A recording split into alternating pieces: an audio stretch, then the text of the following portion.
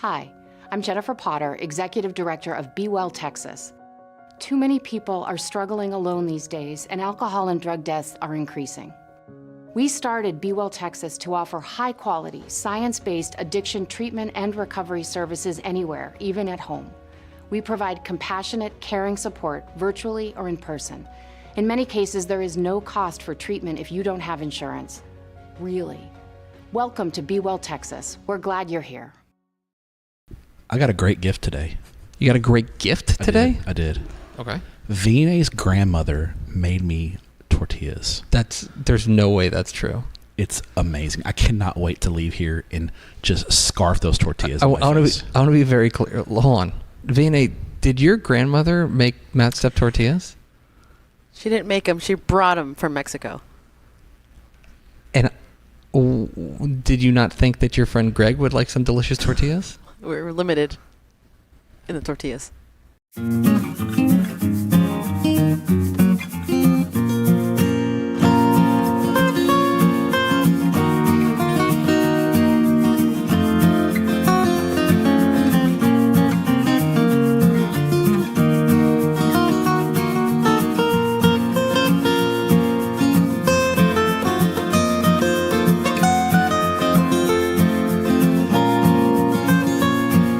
Tep Stepp, your premium Texas high school football podcast from your friends at Dave Campbell's Texas Football and TexasFootball.com. I am the Tep Greg Tepper.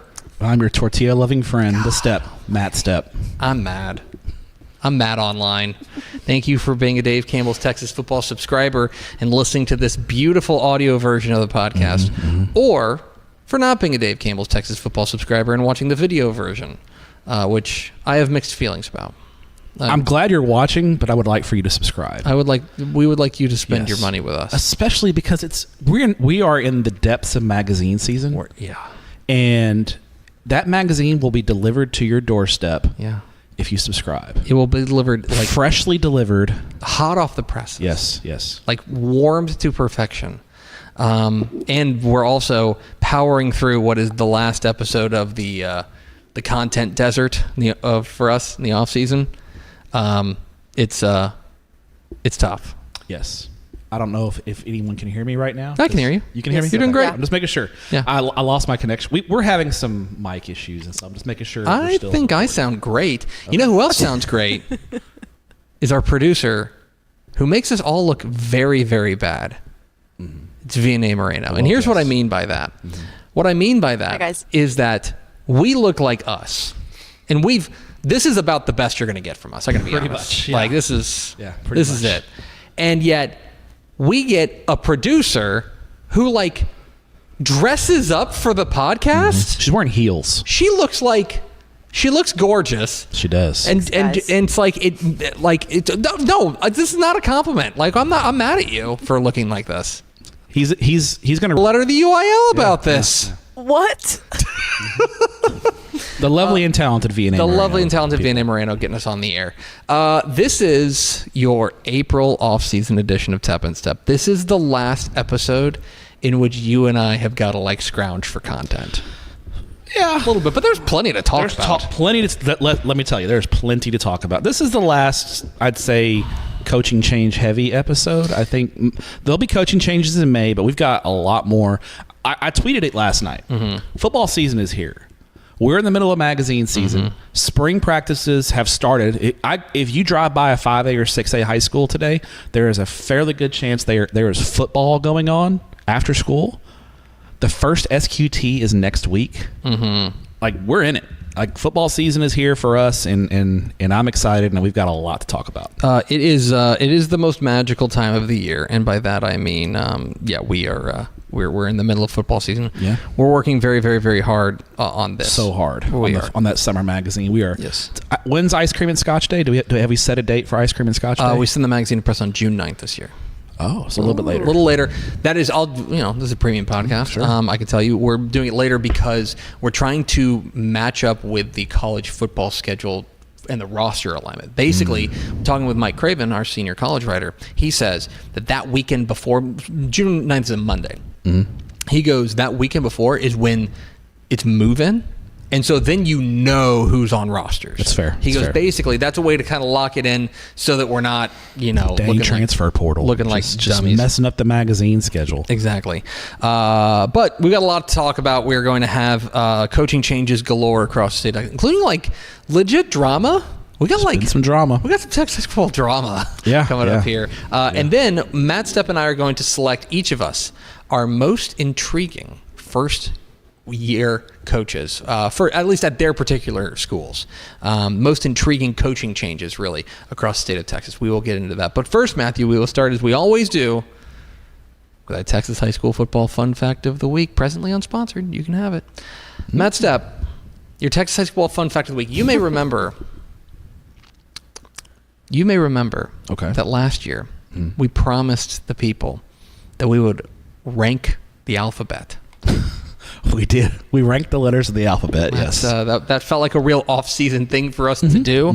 We are not going to do that. That's not the Texas Football Fun Fact of the Week. But Matt Stepp, I have right here a list of the 1,254 UIL Texas high school football programs by their UIL God-given name. Oh. Okay, so the official, their government name. Yeah, their right? government name. Their government name. Okay. Kind of legitimately their government name. Fair, yeah. Because, by the way, if you guys UIL is a governing body. if you guys ever yell at us about like what we call a school, like we call them Austin Vandegrift, and there are people who are not happy with that. They think they should just be Vandegrift, or like they're technically Leander ISD. They should be Leander Vandegrift.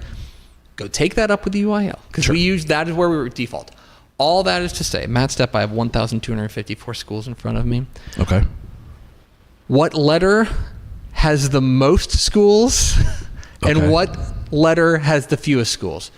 With the fewest, I'll give you a caveat. There are no schools that start with the letter X. Okay. Okay. All right. But which letter? What is the letter that the most UIL Texas high school football programs start with? Okay. And then it's actually a tie for the fewest. Okay. This is our dumbest fun. Yeah. Do you get the question, BNA? Yes, I think so. Okay. It's like what the school starts with. Yes. I'm going to say I'll go H because we have Houston. We have a lot of schools in Houston. I'm going to go H for most letter. I'm going to go away from the Wheel of Fortune, RSTLNE. Go H.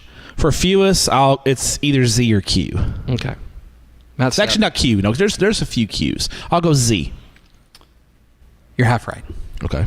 The most is S. I knew it. I should have Really? said So I it. should've- okay. 132 schools start Okay. with the letter S. San Antonio. I was gonna. I need to speak up. Sherman. You do need to I need to speak up because I was Sherman. gonna say You're there's a lot of San Antonio schools. a lot of South, right? Oh, yeah. South Yes. Garland. South Garland, Yeah. South Should've said Houston. it. Although I think they're Pasadena, South Houston, Yeah, technically. yeah, okay. San Elizario. Anyway, San Antonio, a lot of yes. San, right? San Said Angelo, it. San Angelo, San Augustine, etc. Okay, the fewest.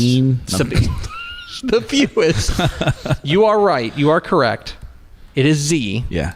The two are Zephyr? Zephyr and Zapata. Yeah. But they're tied, Matthew, with another one. Matt Stepp. You? Why? Why? Yorktown? And a team that played in the state championship game in our time together. A team played Yorktown. At least since I've been at Dave Campbell's. It was 11-man state championship? Mm-hmm. Who was the Y that Blue played? Bulldogs. Oh, Yoakum. Yoakum and Yorktown. I was going to say Yantis, but they don't play football. They play basketball. Coming in third place is U. Okay. U has only got Universal City Randolph and Uvalde. And Okay. I'm sorry, and Union Grove. Yeah. Which you could. There are some people who'll tell you that's. They'll throw a Gladewater in the there, Gladewater Union or Grove Gilmer on you. or something. Yes. You know. Anyway. There's Union Hill too. Yeah, it's Gilmer. Anyway, there it is. Your That's Texas about the high school fun nerdiest fact. question. Oh, the week. I One of told the you. nerdiest questions you've Look, ever asked. this is my promise to you, Tep and Stepp listener. Once a year, we will go alphabet on you. We've got it in. We've got it in the chamber. We've got it in the chamber. We're always ready. You stay ready so you don't have to get ready. That's right. All right, Matthew. What we're going to do is there are 60 UIL Texas high school football programs who have not turned out their question in their questionnaire, and we are going to call each of them out by Yes, name. let's go. Okay. Let's Starting with. I'm kidding. I'm kidding. We are missing 60, which is about where we should be. And also, like, come on, guys, let's get it in. Now, I want to be clear. That represents that we are like 95, 96% done. So the vast, vast majority. And a caveat here on that, even at the number of 60, there are some. Be quiet. Oh, somebody's calling me. Somebody's calling me. I'm popular. It's my friend Scam Likely. With those 60 schools we're chasing, a handful of teams don't have a coach. Yeah. And a handful of those other teams, like the coach got there yesterday. Yeah, like those are we're not going to put those guys out. If you've been hired for at least a month, you've gotten an email from us, get your questionnaire. Come on, help us out here. There's a couple. We're trying to keep our streak alive. There's a couple of line steppers that are going on right now. They're like, we know who the habitual line steppers are. We do. But hey, we've unleashed Padilla on you now. Now you're in trouble. That's who it we've was hit the that I was Padilla trying button, to bring and up we have earlier. unleashed Carl.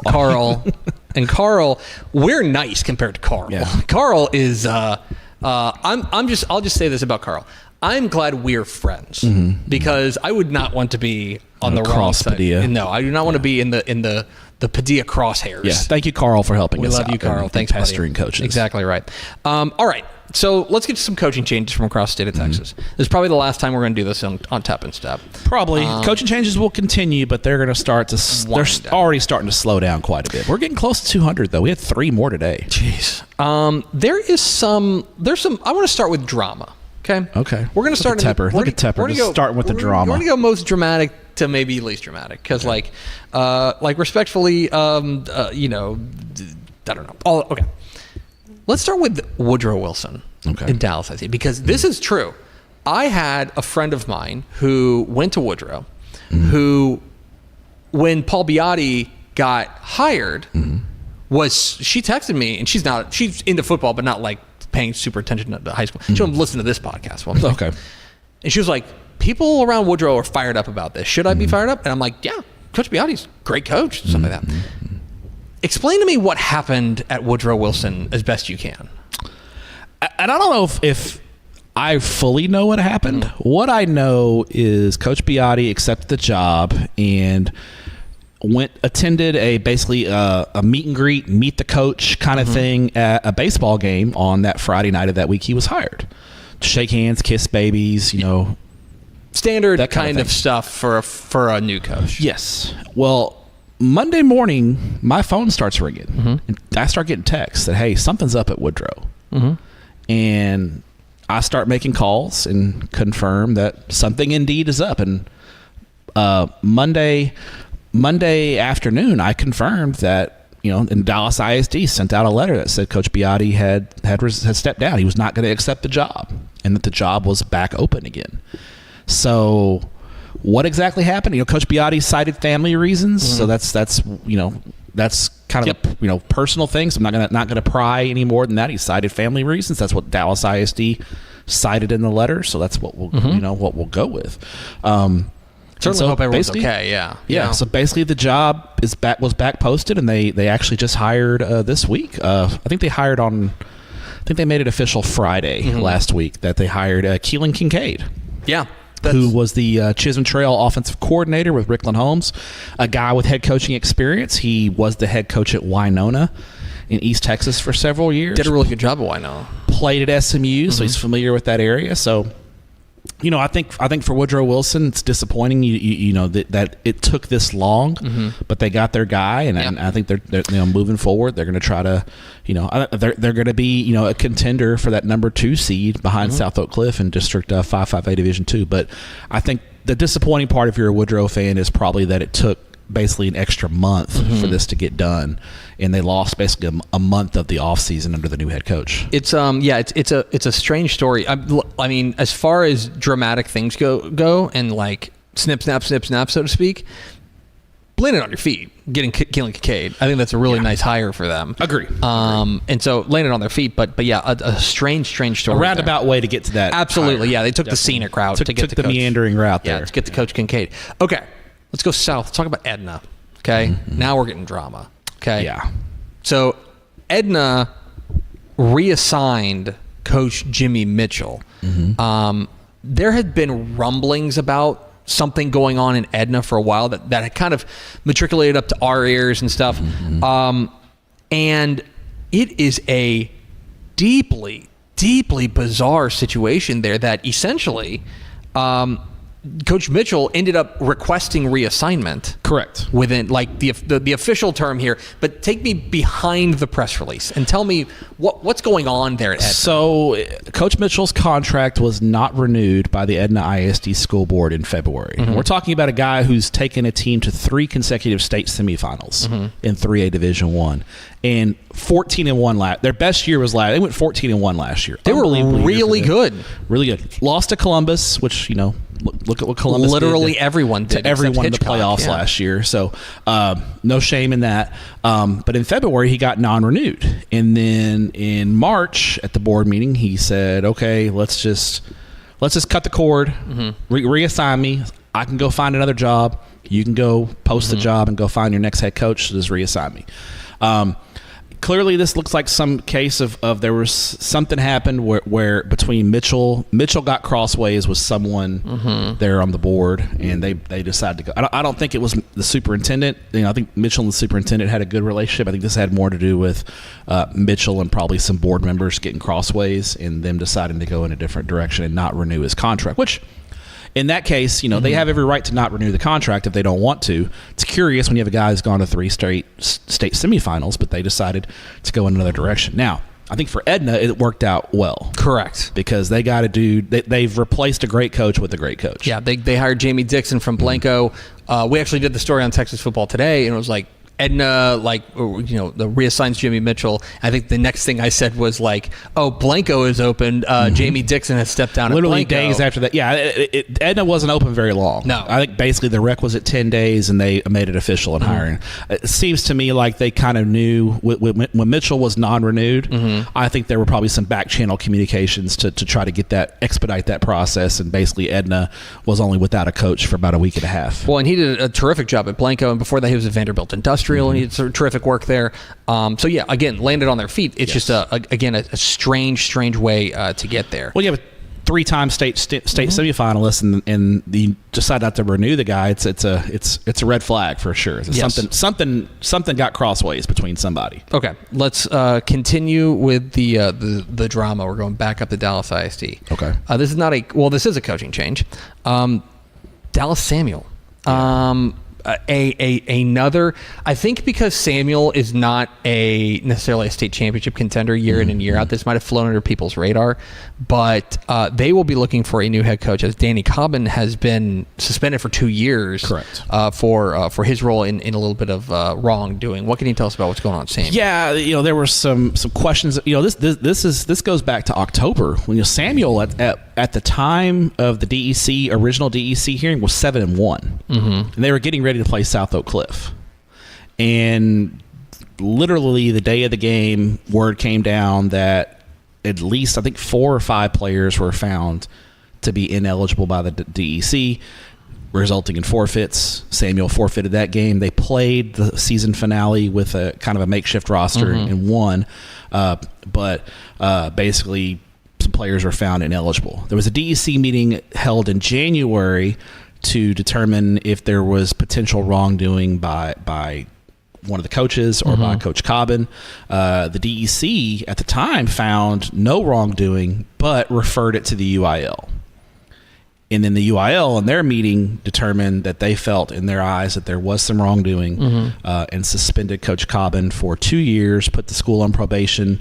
DISD did an internal investigation, did find out that there were players that were not eligible. There were some home visits and maybe some documents that were falsified regarding home visits. Coach Cobbin did admit that there was protocol wasn't followed on the home visits.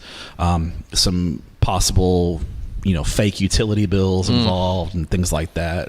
A sales agreement on a selling of a house. There were some things that the UIL found very concerning, and obviously they took action. against Coach Cobbin and suspending them for 2 years. And so obviously that's going to cause Dallas Samuel. I don't think the job is posted yet. I think there's some HR things that Dallas ISD's got to work out, but I expect that job to get posted. Dallas ISD's had a lot of job openings. It's been the turnover, very, very heavy turnover. And there may be more. A little hint there. It could be some other Dallas ISD jobs opening up. Keep an eye on that. Yeah. And then this is kind of the late breaking one from today. We talked about it on TFT today, but I want to make sure we talk about it, and that's at Mason. Now, this is one, and I said this on TFT, that like Michael McLeod, the head coach there at Mason, usually this is the first sign. Usually very quick with his questionnaire. Usually, like, we ask for it and it's there 2 days later. Sure. Gets it done early. He's just that kind of guy. And so whenever he hadn't turned it in, I was like, oh, that's curious. Now, you never know, especially 2A. Things can be going on. You got a ton of things you're doing. Literally, other duties as assigned, like personified, right? Oh, yeah, 100%. At a place like that. So I wasn't worried, but I just, email him back, hey, coach, let me hear from you. I have trouble with the questionnaire. Sometimes we have technical issues. I'm just trying to... And that's when he kind of let me know. He's like, there might be something up here in Mason. And you called me and told me this was a original Tepper scoop here, because you called me and told me about it. A little Tep bomb. Yeah. And so I said, hey, something might be going on at Mason. And so turns out there was something going on at Mason. Sure. And now that job has been posted on the Mason IC's website, yes. Which is, in my opinion, deeply puzzling, because if this falls in the same category as Edna, and I think closer, this probably falls in the same category as Brownwood, because this is a Mason guy through and through. So in late March, there was a job posting on Mason ISD's website that was athletic director, possible head football coach, which led me to believe they were thinking about stripping Coach McLeod of his AD title, but keeping him around as the football coach, which my sources indicated Coach McLeod was not down with. If you catch my drift. Yes. And today, the job posted on Mason's website, and is now on THSCA, by the way, that they were posting the AD head football coach position. Coach McLeod's 58-16 as the head coach at Mason. Now, granted, full disclosure here, they haven't had the success that they had under Cade Burns in the 2010s when they won 2 state championships, played another state championship game. They had a lot of success. They haven't had that kind of success. But I think part of that is due to, I don't think Mason's quite had the level of football talent that they had back then.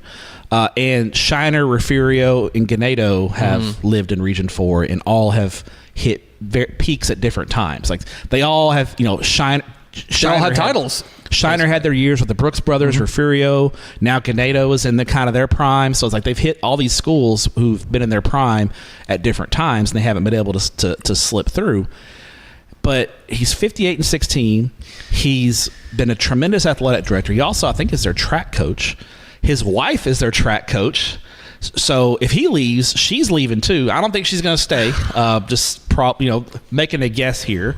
So you're losing like 4 head coaches. I think she's the cross country coach as well. Here's the other thing, okay? And I know, again, if you're just paying attention to Texas high school football, I understand this may not resonate with you. But as people who swim in the UIL soup a lot, they've won 2 Lone Star Cups under Michael McLeod. Like a Lone Star Cup, I said on TFT, that's water tower stuff. It's very prestigious honor. Extremely. It's excellence in all sports, all activities. One school in each classification every year. Yeah. So, like, if you are the best at all of the things on a cumulative level, you win the Lone Star Cup. To win it twice is a remarkable achievement as an athletic director. Sure, it's something they should be proud of, and so this strikes. I said it in the comments. I think Michael McLeod got Sammy Burnetted, where Mason alum, Sammy Burnett, Brownwood alum.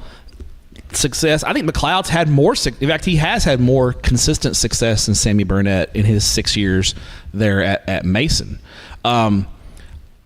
It's clear to me that this is the bad part about working in a small town. He's made the wrong people mad, and they have enough power to make a change. There's a lot of great things about working in small schools and small towns. One of the bad things is it doesn't take many people to get mad at you to lose your job. Yep. And I think this is kind of what's happened in Mason, because it's not a performance issue, in my opinion. Can't be. No, it's not. If it is a performance issue, then Mason, clearly their expectations are, unless we win a state championship, we want to get rid of you. Yeah. And I don't think Mason they have a lot of good, hardworking kids who play a lot of sports and are athletic and do a lot of great things, but they don't have, you look at the teams that have beaten Mason in the playoffs, and you'd be like, okay, those teams are more talented. Those teams are better, so... there's Ashley Pickle. It's Ashley Pickle there's the Pickles. The Pickles are here. The Pickles are here, and it's LP and Trish. And Trish, Come in. And Trish is dressed Trish has up. a hat. Oh, they're coming in. They're coming in. Come okay, on. this is great. Yeah. The Pickles are interrupting the podcast. A quick break for Ashley Pickle's parents. All right, get in frame. Yeah, here we go. They are going. You'll Mr. never LP. guess what they're doing tonight. Whenever they cut to camera. Ready? Yeah. Ready? Three. Cut the camera. 3, Renee. 2, 1, and there you go. There we go. There's the Pickle family. She's dressed up like This is Angus Young awesome. because they're going to see AC/DC tonight. I don't think they can hear us. She's taking notes. I am taking Stuff like notes. that. I'm going to put this down. Yes, live taking notes. But yeah, I should they're going ask to Lance who they're won going the to AC/DC Masters. tonight. What a yeah. Are you guys Hey pumped? Lance, who won the Masters? Hey Lance, who won the Masters? Not Patrick Cantlay. Okay, not Patrick Cantlay. Okay. All right. Okay, that's great. There's your quick pickle break. Yeah. Here. Pickle break. Okay, back on track. Yes. Back to football. The train has been derailed by the Pickles. People are going to be listening to this podcast tonight and be like, awesome. "What?" You'll have to watch it now. Yeah, you have okay. to watch now. You're gonna have to watch Okay, getting the double viewership. Okay, Mansfield Timberview. What a segue! What a segue To Jacody The Pickles Coleman to Mansfield Timber. Hey, Jacody. Jacody Coleman. Yeah, Mansfield Timberview was a hot job out there. A job Yes. we thought was going to have a long list of applicants. It did. was, and Several head coaches were I believe their final 3 were all head coaches. I'll tell you, I think they this is a big swing to go getting Jacody Coleman away from Dallas Skyline, which is one of the most attractive Dallas ISD jobs out there because of the magnet school part of it. And so they pry him away to take over at Mansfield Timberview. I think for Mansfield Timberview, I think this is a great match. I think Jacody Coleman's going to do great things there at Timberview, and I think this is I think both parties here have to be really happy. Football people, so if you look at Jacody Coleman's record at Skyline and you're going, okay, this guy's 6-24. What's the deal here? But football people, I think, know the kind of job that he did. He took over a 6A program that when he walked in, they had 17 kids in the program at Skyline. In 6A. 17 kids. And year 1, 0-10, they took some lumps. But then you could see it. Year 2, they went 2-8, lost a bunch of close games. We're kind of right there. Last year, they go 4-6, but peel back that 4-6 record a little bit. They beat Crowley 31-0 last year. Crowley, who went to the third, watching that game on Texas They went to the Live. third took Waxahachie to overtime. Like they're in the District of Doom, and they're taking Waxahachie to overtime. They lose a close game to Lancaster. They beat Crowley 31-0. They beat They beat Crowley and North Forney, 2 teams that won playoff games.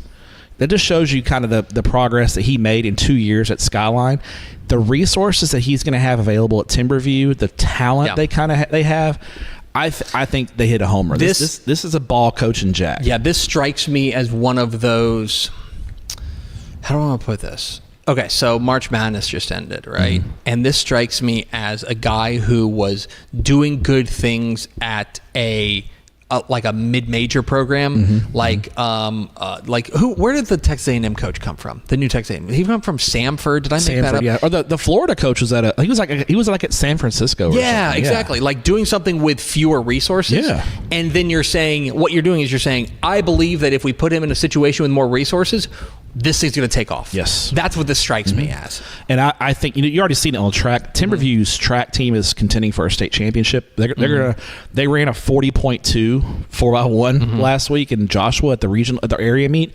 He's going to have resources to work with. And so I think you look at Timberview last year, they lost to Argyle by 10. Yeah. Like they weren't that State their semifinalists. record is not indicative of how good they were last year. I think this is a great hire for Mansfield ISD. I think Jacoby Coleman's going to do a heck of a job. Copperas Cove does not hire Robert Griffin III. No, they did not. However, if you're not going to hire Robert Griffin III, I think Coach Southern would agree with me. You probably want to hire Rodney. I think they hired a guy who coached him, though. That's true, Rodney Southern. So they went. So Rodney Wow, I Southern, didn't put that together. Yeah, you're right. former Coppers Cove defensive coordinator Rodney Southern takes over at Coppers Cove after leaving Huntsville. So when he left Huntsville, he kind of mentioned he was looking to pursue a college opportunity. When I talked to him, he told me he looked into a couple of college gigs. It didn't work out, and then Coppers Cove called. And this is an interesting hire because ever since Jack Welch left Coppers Cove a few years ago, they've kind of been wandering in the desert. Yeah. And so going back to a guy who coached with Jack Welch, who has that kind of, cachet in those ties to their glory days, I think is interesting. So it's going to be interesting to see if Coppers Cove can slowly start to climb back into the elite and central. Because then I can remember a time when Coppers Cove was a regional contender year in and year out. Even after the Robert Griffin days, they had some great football teams. It's been a while since they've been there, but I think Rodney Southern, great hire. He's a guy who's turned a lot of programs around. He turned around Marshall, did a great job at Belton, did a great job at Huntsville. And I think what this kind of strikes me as is if you think about I think about the New England Patriots, okay? And they've had obviously an all-time great coach that they won a ton of things with.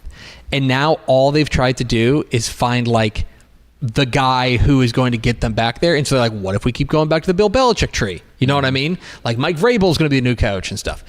This to me strikes me as let's go back to the guy that we won under. Like what's happening in Henderson, right? Yes. With the Meekses. Yes. You go back and you say, okay, let's get the son of Dickie Meeks and Ricky Joe Meeks to come back and lead us and I think it's another intriguing hire. I think it's a great hire for Henderson. Ricky Joe Meeks, a lot of ties to that community. He did a great job at center. He did a good job at alto when he was there. I think this is a guy who's going to turn. I guarantee you, noted Henderson hater Gabe Brooks. Gabe's from Carthage and Henderson, blood rivals. Noted Henderson hater Gabe Brooks, not real fired up about that hire because I think he thinks Ricky Joe Meeks is a heck of a football coach. Let's go to Houston. Spring looking for a head coach. Antonio Singleton out after 3 years. Pair of playoff appearances, including last year, 23 and 24, and that is not nothing there at Spring. He was promoted after Trent Miller left to go to Willis. I'm curious about the timing here is so late that it makes very late. So I don't know if there was my head. Something behind the scenes. I mean, number one, Antonio Singleton never had Bishop Davenport. He never had Bishop Davenport. Never had Bishop Davenport, and that hurt. They've been average, but they've had their struggles. And so I think for Spring, like I said, the timing was the most curious thing about this one. Waiting this long after spring break to make a move. It's bizarre. The last one from me is kind of similar on Mesquite Horn. This coming down, I believe, last week. Courtney Allen is parting ways with Mesquite Horn. Another situation where, after 3 years, 15 and 13, he had that great first year. Remember, right out of the gates, 2022. Yes, had a great first year. And then year two, they were 5-5. They lost 3 games. They probably had 3 losses by a combined 3 points or something. Well, their offense is they lost a game 10-3 and 17-6. They lost a bunch of low scoring games. They just couldn't ever get the offense going. Doesn't help that you're in 11-6A. This one had some drama-ish to it. So the timing of this was really because before spring break, the district put Courtney Allen on administrative leave. There were some allegations that were being investigated, which turned out to be not true. And the source of those allegations is a little bit disputed, but my sources are indicating it came from actually a coach on staff who put some allegations forward that turned out to be not true. The district investigated it. Came to find out the allegations weren't true, but they decided it was time to go in another direction, so they actually reassigned Courtney Allen. So Courtney Allen was reassigned from Mesquite Horn head coaching position to a different position in the district because they couldn't let him go. They just decided that it's probably best you're not the head football coach anymore. So this is going to be a quick search. They're going to move fast. I've talked to some sources in Mesquite ISD who kind of indicated they're going to move quickly on this because they kind of have to at this point. You're in April. If you don't move quickly, you're almost boxed into hiring an interim and then reposting the job. So I think are going to be some head coaches who are interested in that job who are going to apply. The district is not real favorable right now. You're in there with Duncanville, DeSoto, Cedar Hill, Waxahachie, Lancaster. Tough district. But Mesquite Horn's got personnel. They got dudes who can play. And here's the other thing. We just got done a couple episodes ago of this show talking about how Mesquite ISD has essentially been playing home run derby here on their hires, right? They have been hitting home run after home run after home run. Here's another opportunity, right? Another opportunity to hire. There's one more we got to mention, okay, and that is it's one that's kind of been cooking for a while, but El Paso Franklin is open. Yes. We're smiling a little bit about some things going on behind the scenes. Stuff. Yeah. But Darren Walker, who's been there a long time, 18 years, is out now. There, he was reassigned. Yes.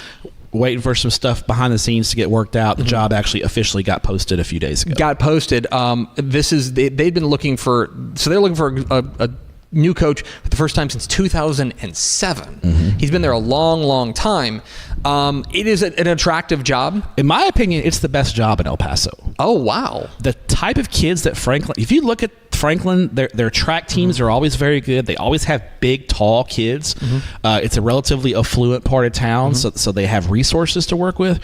In my opinion, best job at El Paso. Wow. Yes. It's a really good job. It'll get some names. Yes, I've talked to some folks out there in the 915 and gotten a few names that have I think are going to be throwing their name in the hat, and all of them would be good candidates. Yes. It's going to draw the best of the best, I think, in the El Paso area for that job. Yeah. So El Paso Franklin officially posted. Yeah. We can say that. So those are some coaching changes. You can find all of them on TexasFootball.com, but you knew that already. TexasFootball.com. That's right. TexasFootball.com. Coaching changes. All right, Matthew.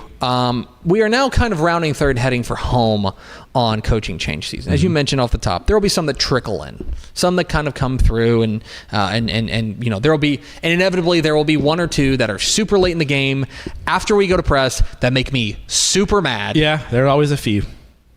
There'll be one in July. There was a couple of coaching changes that took place in July last year. Don't do it. Okay. Anyway. Don't be the ones who change coaches after we send to press. So what I want to do is, assuming right now where we are, there will be a couple more that come along. Okay. But assuming where we are right now on TexasFootball.com, we have 183 UIL. It'll be 100. There's three they're going to put in. So we're at 186 now. 186 UIL Texas high school ball coaching changes this year. 11, man. So I want to ask you, we're going to go through, we're going to go back and forth. We're going to do like a game draft. Oh, except it's a coach draft. We're getting ready. Okay? This is, yeah. And these are the games. These are the jobs we are most interested in. That's the phrase that pays. We're most intrigued by the most intriguing Texas high school football. Let's say Texas high school hires is the best way to put it for heading into 2025. You're saying Greg Tepper. If I think that Morton promoting defensive coordinator Trevor Bulmer is the most interesting Texas high school football coaching change, you can take it. Okay. Shout out Coach Bulmer. I'm excited to see what Morton does. Is not the most interesting change, but if I wanted to pick it, I could. You could. He's being promoted from within, and they're used to him. They're Morton. They made the playoffs last year, so there you go. All right, we're gonna go back and forth, selecting which jobs we are most interested in seeing how they work out. And so, Matt Stepp, with the first pick, what is the job you are most intrigued by? I guess it doesn't. You're building a roster. It doesn't have to be the one you're most intrigued by. I am really intrigued by Nick Caduti getting hired at Klein. The job that he did at Fulshear, taking a program that had been nothing. It was fairly new, but they had not been good, and he turned them into they pushed a task. They were 12-1 last year and pushed a task seed in the third round. The personnel, Klein has personnel. One of their offensive linemen just won MVP at the Under Armour camp. They've got dudes. And Caduti told me that when he was looking at the job, he's like, if you pop the film on these guys, it's unbelievable what they've got. He's already getting that culture and branding going. You see it on Twitter. They're calling themselves the Mothership.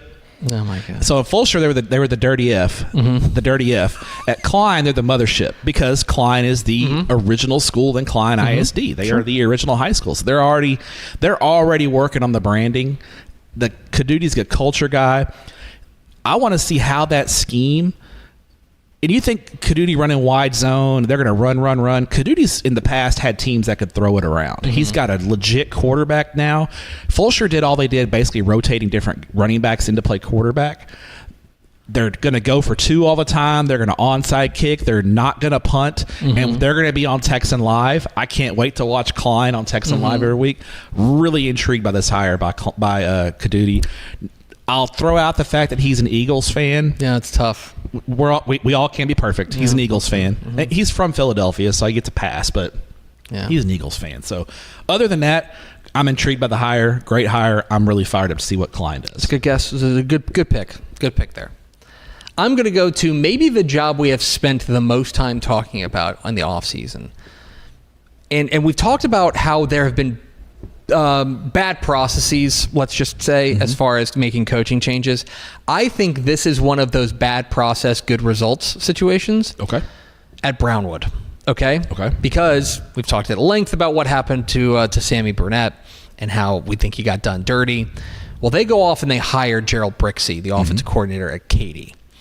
And I am absolutely fascinated by this because, first of all, I think this is a ball-knowing dude. Yeah. First and He's foremost. a ball knower. He's a ball knower. Certified ball knower. Give him the ribbon. It says ball knower. There's that. He's also coming to Brownwood where I think, assuming he kind of ports over at least large parts of the Katy offense over there. I checked out their questionnaire. Yeah. And it looks like they are. They are listed as running the Pro I offense. That would be a Katy offense. If they're porting it over there, I will just say this. I think Brownwood fans are going to like that. Just knowing what Brownwood fans tend to like. It's going to be interesting. They're going to like it. Going a little more old school with that. And furthermore, this is a guy who has been to the mountaintop. He has been on staffs that have won state championships in 2012, 2015, 2020. He also has head coaching experience. He's a head coach for 5 years or so at Comanche. 5 years at Comanche, yeah. At Comanche. I think that this could be one of those situations. Because we also thought that Brownwood, to rehash something we've talked about, we thought last year Brownwood was really young. Correct. Had a lot of young talent there. And we thought that their quote-unquote struggles, by which I mean 5-6 or 6-5, whatever it was. I think they're 6-5, and they only played their season opener got rained out, so they ended up going to the area playoffs. Yeah, they won a playoff game. Yeah. All that's to say, I think that they have the talent there, that this could be an instant, like, we're talking about Brownwood in that way. So I'm very interested to see how Gerald Brixey lands there at Brownwood. I think it's going to be. I think it's a good fit. So, all right, what's your second pick? I'm going to go with a brand new head coach. I'm going to go with Chad President at Temple. You have one of the state's youngest head coaches. Like Chad President, less than 10 years ago, was quarterbacking his team in a state championship game that we watched. We were there together, you and I. Good Lord, we're old. VNA. We are so washed. VNA was 4 years old. This is 2004? And he is now the head coach at his alma mater.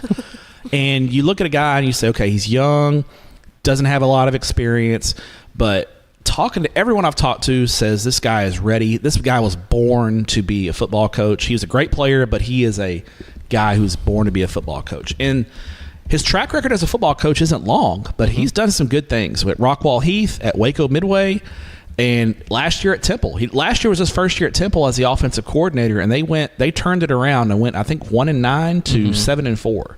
So he's clearly this is a guy who he will stay in Temple for his entire career if they let him. Oh, yeah. He's not going. He's anywhere. A lifer. Yes. If they unless Florida State calls. Yeah, I mean, this guy's Temple through and through. His last name, he's had relatives play at Temple. This is a guy who was blue front, white back to the core, right? VNA. Blue front, white back. Blue front, white back. Thank you. And we're gonna have them on Texan Live too, by the way. And I'm really intrigued to see what he can do at Temple, because if he gets Temple going, we know that fan base, they get rowdy. They'll get rowdy. They show up in big numbers, and they can become a powerhouse. So really fascinated to see how this hometown hire goes. I am going to go to the Houston area for my next pick. Another Houston area pick. Okay. Another 6A Houston area. Okay. At Cy Woods. Okay. Okay? As Cy Woods Cody Semper leaves, steps down for 4 seasons to go over to Barbers Hill. Great hire there too, by the way. Cy Woods goes and hires Jeremy Hickman from Fort Stockton, from way out west in Fort Stockton. Really far west. I will just say I don't know what he paid his movers, but he paid more than Nick Caduti did. Probably, yeah. His movers. Okay. Straight shot on I-10, though. Yeah, just hop on. Go there. 500 miles. So Jeremy Hickman has history at Cy Woods. He was the defensive coordinator there for 4 seasons. He goes off to Fort Stockton because he's a Fort Stockton alum, to become their head coach, and does really well. 25-9 in 3 years. Yeah, pretty good. Yeah. At Fort Stockton, which is not a roll out of bed and win 8 games type of place. That's a good stint there. He then gets the opportunity to go from that 4A, 4A-D2. 4A-D2, thank you. I think they're around the edge of 3A. Okay, 4A job, and go take on a 6A program. And a 6A program that has got dudes. There's talent there at Cy Woods. They bring back a quarterback in Darian Rogers this year. Darian Rogers is one of my favorite players in the state of Texas to watch because he is thick with 2 C's. 5'11", 255, baby. 255-pound quarterback who is fun to watch. Yes. That dude can play. And so now you have Jeremy Hickman, who knows the program, now has that head coaching experience, good head coaching experience, and now gets to come back. Watch out for Cy Woods. I am very interested in what he's going to do there early because I think he's got an opportunity to make a real splash. Agree. So that's my second. What's your third pick? Let's go to the DFW Metroplex. Okay. We're going to stay at the big school. I'm going to do one more big school, and I got 2 small schools lined up. Okay. Not if I take him. Stu Johnson at McKinney Boyd. This is, let me tell you something, folks. This right here is a pick of why you pay for this podcast. Yeah. This is hipster stuff here. Stu Johnson, the former defensive coordinator at Louisville. This is a guy, Tepper, I don't know if you know this. He was the runner-up for, I think he told me, 9 head coaching positions up until this point. Jeez. This guy is the definition of perseverance. He kept chopping, never gave up, just kept doing his job, doing a great job at Louisville, kept chopping, kept interviewing, kept putting his name in the hat, finally pays off. McKinney Boyd, I think, is a place that I think can replace McKinney High as the premier destination program in McKinney ISD. I think that guy's going to come in there. He's already brought a lot of energy to the program. I think Stu Johnson, he's got some college experience. He was a GA there at Purdue, spent some time at his alma mater. I think it's Wabash, in the college ranks. Then came to Texas on a lark to become a head coach. I mean, and paid his dues as an assistant at several different programs. I'm really intrigued by this hire. And I think McKinney Boyd is in a district where obviously you got Allen and Prosper at the top, right? Of course. But I think McKinney Boyd can get in there and compete for a playoff spot in year 1. So I'm really excited to see what Stu Johnson can do with the Broncos. I've got one more big school one in greater DFW that before I'm going to go to small schools, and you're probably going to take one of mine. Not if I beat you to it. Denton High. Okay? A guy I texted today. David Beatty. Okay? David Beatty. It is not every day that you can say, hey, Denton, a high school football team, just hired the former head coach of the Kansas Jayhawks, from the Big 12. Yeah. That's the kind of stuff we get in Texas high school football, because not that long ago, we were talking about the former head coach at Arkansas getting hired at Allen. Absolutely. This is just what we do in Texas. And so David Beatty. But what's interesting about Chad, you mentioned Chad Morris, and that's going to be the obvious parallel. Sure. He went off, he was a head coach in the SEC at Arkansas, bounced around the college ranks, and then came back to Texas high school football, coached at Allen, right? David Beatty went off and eventually rose through the ranks. He was at Rice for a little bit, if I remember correctly. Did I make that up? He was at Rice. I think he was at Texas for a little while, then Kansas. Kansas became the head coach there at Kansas. Here's the difference between, in my opinion, I would love to know, I'd need to chart this, the gap between Chad Morris's last year in high school football and then when he returned. Because I know he went to Clemson and was offensive coordinator for a while. In Tulsa. He was OC in at Tulsa. David Beatty's been out of Texas high school football for 20 years. Yeah, I would say I'd be surprised if it was maybe 10 years for Chad Morris. Maybe 10. He has been away from Texas high school football for a hot minute. Yes. Like, the game has changed. His last time he was a head coach, he was at Irving MacArthur in 2005. That was the last time he was a head coach in Texas high school. Now he comes back with all this wealth of experience and all this wealth of knowledge from the college ranks. How well does that translate? And how well, there's going to be a lot of like, how can Denton High adjust to Coach Beatty? Sure. I would say the reverse of that question is also interesting, is how well Coach Beatty can learn the new world of Texas high school football and how much it's changed in the 20 years that he's been gone. Fascinating stuff in Denton. Fascinating stuff. And, joining a school there where, look, you're going to be fighting off Ryan and Geyer. Yeah, Ryan and Geyer to and deal with. Braswell too. There's the game has shifted, and I'm fascinated to see how David Beatty kind of retrenches himself in the Texas high school world. So fascinating there. All right, your fourth pick. Now, a few of my more intriguing hires we've already talked about, like Rodney Southern, Cody Coleman. I'm not talking about Ricky any of the Meeks, ones we've Jamie talked Dixon. today. Yeah, we've already talked about. So we're going to skip past those. I'm going to go way down south. A hire that just got made on Saturday. Oh, I know. Bishop what you're talking about. names Ingleside offensive coordinator David McHugh as their next head coach. And the McHugh twins are two guys who are rising stars in the coaching ranks. It's been a big offseason it's been a big year. It's Greg Tepper, it might be the year of the McHugh. Whoa. Just going to say it might be the year of the McHugh. Let's start with Coach McHugh's wife, Ashley McHugh, who was named the head girls basketball coach at Sinton last year. This year, Sinton goes to the Lady Pirates make the third round of the playoffs for the first time since 1995. Twin brother Matt McHugh, offensive coordinator at Crowley, helps take Crowley to the third round of the playoffs for the first time since 1971 this year. Last month, actually a couple of weeks ago, Matt McHugh gets promoted to the director of recruiting at the University of North Texas. David McHugh, his twin brother, was the offensive coordinator at Ingleside. Remember, Ingleside went 11-2 last year. They had a certain wide receiver who set all kinds of records, is now at UNT. I seem to remember him. And David McHugh is now the head football coach at Bishop. So a real savvy hire by the Badgers here. I think this is a guy who's going to bring energy, excitement, passion to a team that was already... Rigo Morales did a heck of a job at Bishop. He really did. And that Edinburgh, he goes to Edinburgh North. That's flying under the radar. Yeah, here good too. move there. Honorable mention. I think David McHugh is going to take what was already built there at Bishop. And by the way, I've been to a game at Bishop before. Saturday night, Bishop and Taft, 4 or 5 years ago. I was at that game. I think David McHugh is going to get Bishop going. I'm excited to see this hire in what I'm now dubbing 2025, the year of the McHugh. The year of the McHugh. Okay, yeah. Bold. All right. I've got two. One is going to be, I think one is going to be pretty, with two small school ones. One is going to be, I think, pretty obvious and pretty rote, and the other one is going to be hipstery. So I'm going to go my obvious one. You just can't do a whole lot better than what Mart did. I just think that they go.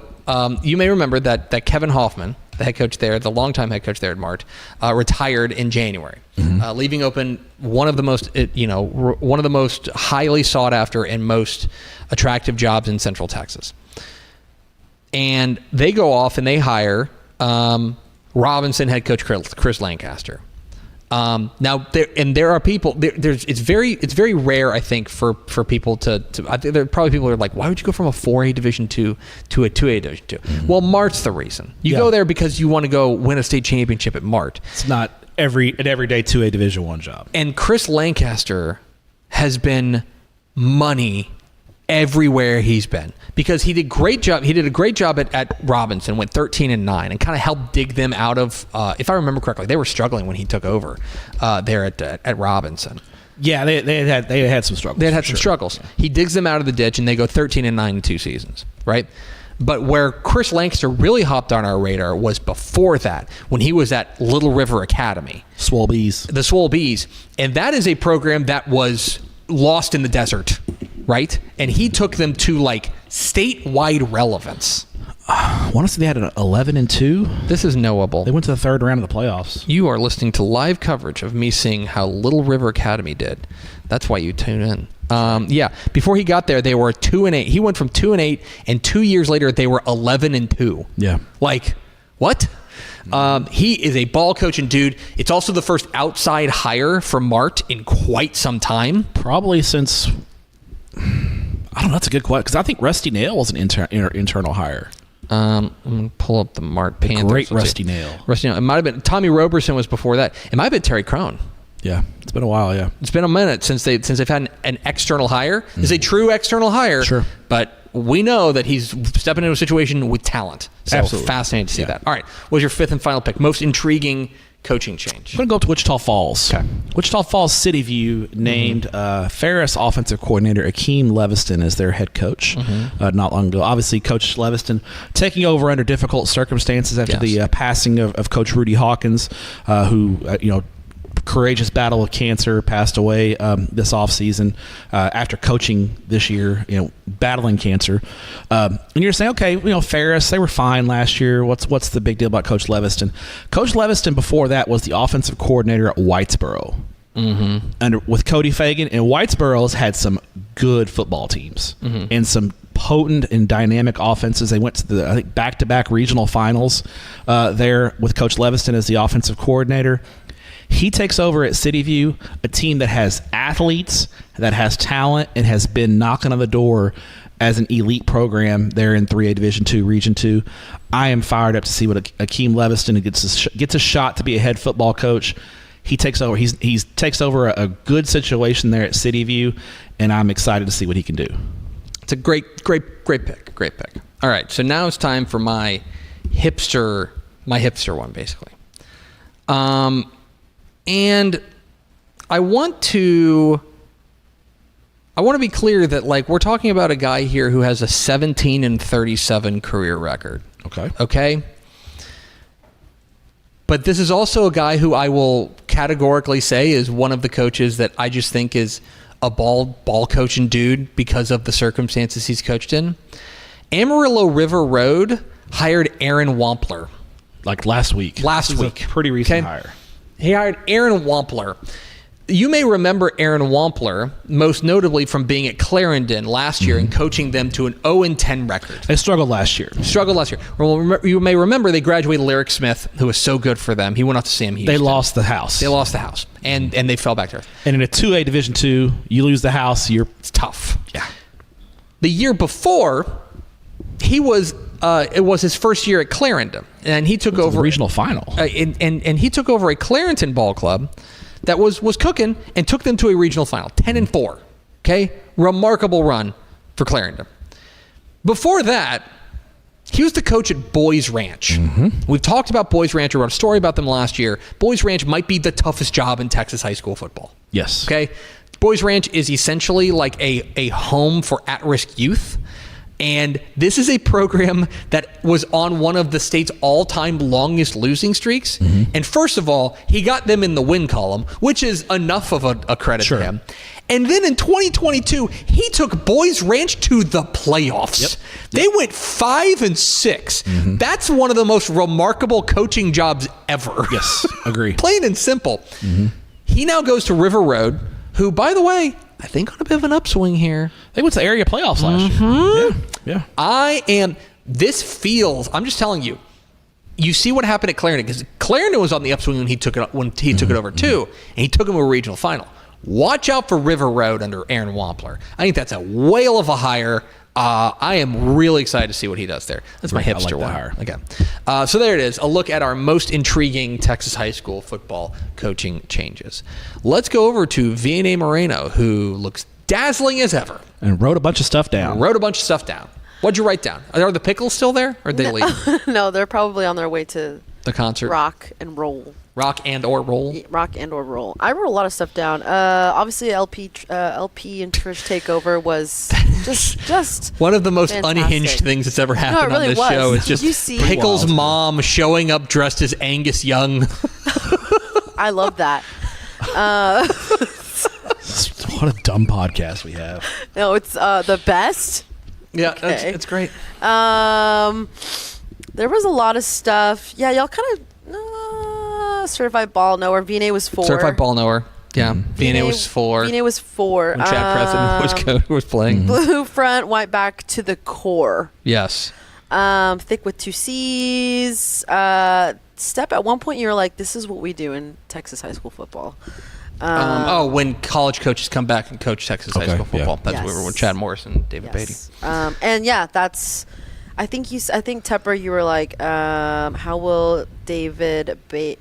Is it David Beatty? David Beatty, yeah. David Beatty retrench himself from college to high school, and might be the year of McHugh.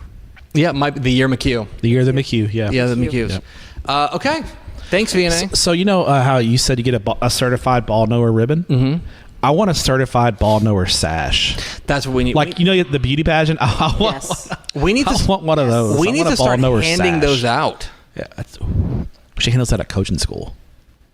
So sponsor. Yeah, we got big plans for coaching school. Big plans for coaching school, and that it might include a sash.